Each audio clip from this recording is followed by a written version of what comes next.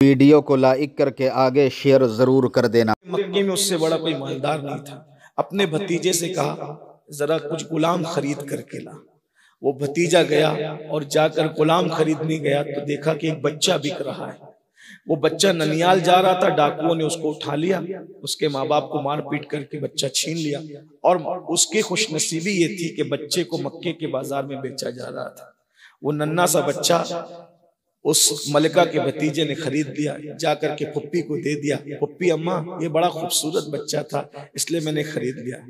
उस मलिका तुज्जार ने पूछा इसका नाम क्या? कहा इसका नाम जैद है। अच्छा, चंद सालों के बाद उस मलिका की शादी हो गई बादशाह हुस्न से। तो उसने उस मलिका ने बादशाह हुस्न के सामने अपनी पूरी दौलत रख दी और सारे गुलाम और कनीजें खड़ी कर दी और कहा कि मैं भी आपकी कनीज, ये सब आपका।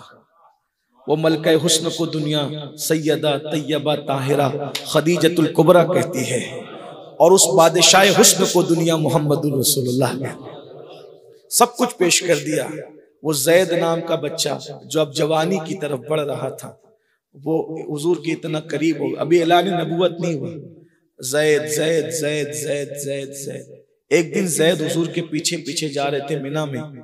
जैद के गांव के लोग हज के लिए आए थे। घर गए, ओ हारसा जिसके लिए आंखें रो रो के सुजाता है, रातों को सोता नहीं है, तेरा बेटा हमने एक हाशमी मुत्तलबी जवान है जिसको दुनिया मोहम्मद कहती है, उसके घर रहता है। और वो हाशमी और मुत्तलबी लोग हैं, वो लोग बड़े बामुरव्वत लोग हैं, जा और अपना बच्चा लेकर आ।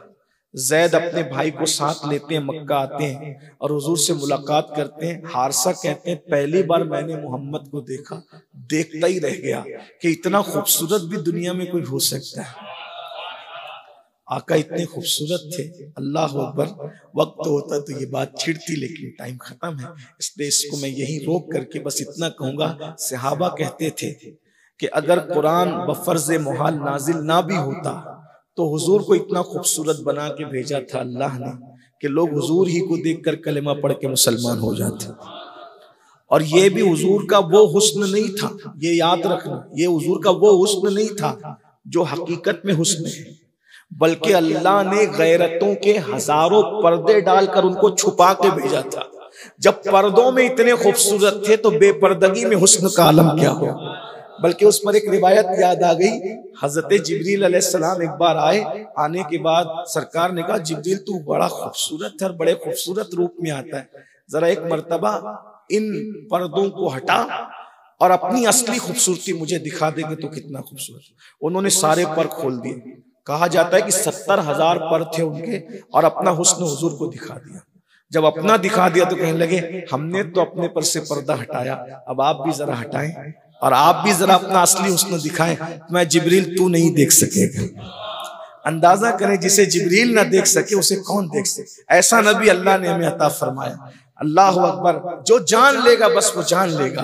तो सरकार अलैहिस्सलातु व तस्लीम के बारे में हारसा कहते इतने खूबसूरत थे मैं देखता ही रह गया। और क्या देखते रहे, हर हुस्न में कहीं ना कहीं कमी है, लेकिन एक हुस्न मुस्तफा ऐसा है कि वो कमाल हुस्न हुजूर है कि गुमान नक्स जहां नहीं, यही फूल खार से दूर है, यही शम्मा है कि धुआं नहीं, और यही जलवा शहर बशहर है, यही अस्ल आलमे दैर है, यही लहर है, यही बैर है, यही पाठ है, यही धार है। क्या हुस्न है, क्या हुस्न है सैयद अबरार तुम्हारा, अल्लाह भी है तालिबे दीदार तुम्हारा, और क्यों दीद के मुश्ताक ना हो हजरत यूसुफ, अल्लाह का दीदार है दीदार तुम्हारा। तो कहा जाओ ले आओ अपने बच्चे को। आए और आकर कहते हाशमी मुत्तलबी जवान, मैंने सुना है कि मेरा बेटा जिसका नाम जैद है वो आपके पास है, बहुत बड़ी रकम लेकर आया हूं, ले मेरा बच्चा मुझे वापस कर दे। मेरे आका ने नबूवत का ऐलान नहीं किया था अभी। फरमाया हारसा अगर तेरा बेटा तुझे पहचान ले और जाने के लिए तैयार हो जाए, हमें रकम की जरूरत नहीं है, ले जाओ।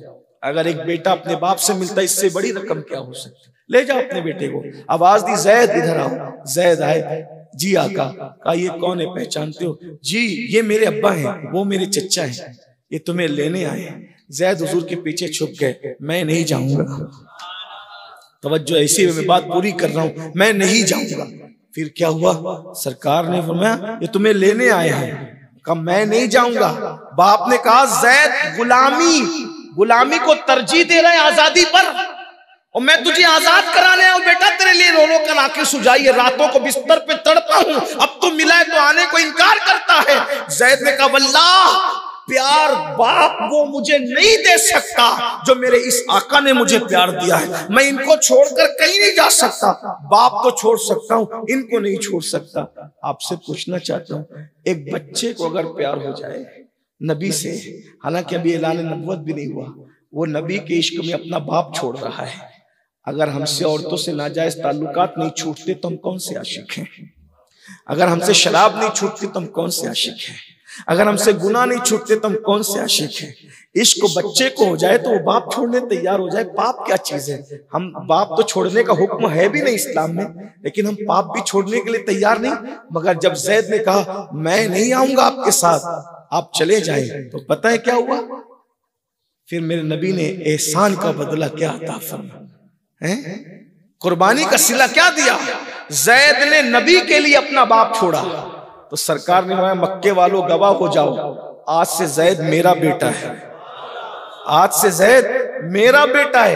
हर औलाद के पैदा होने से पहले, सैयदा ज़ैनब बिनते मोहम्मद से पहले, उम्मे कुलसुम बिनते मोहम्मद से पहले, रुकैया बिनते मोहम्मद से पहले, फातिमा बिनते मोहम्मद से पहले, कासिम इब्ने मोहम्मद से पहले, हर औलाद से पहले हुजूर ने जिसको अपना बेटा का उसे ज़ैद कहते हैं। ये इनाम दिया, बाप छोड़ने पर इनाम ये अता फरमाया।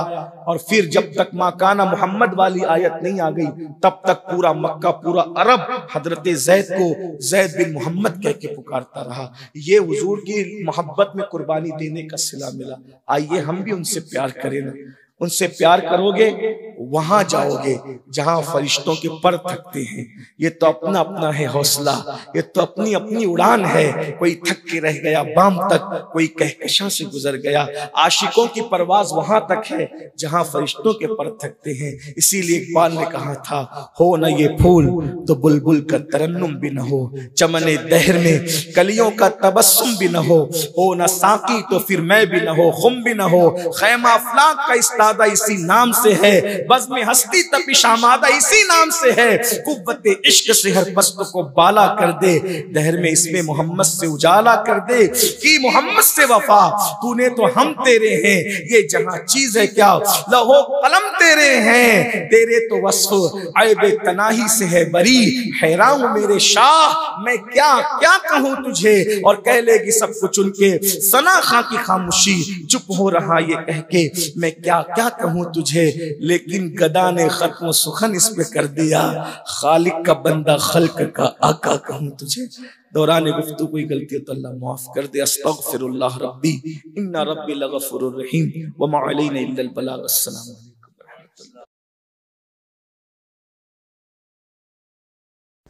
वीडियो अगर अच्छी लगी हो तो लाइक करके आगे शेयर ज़रूर कर देना, क्योंकि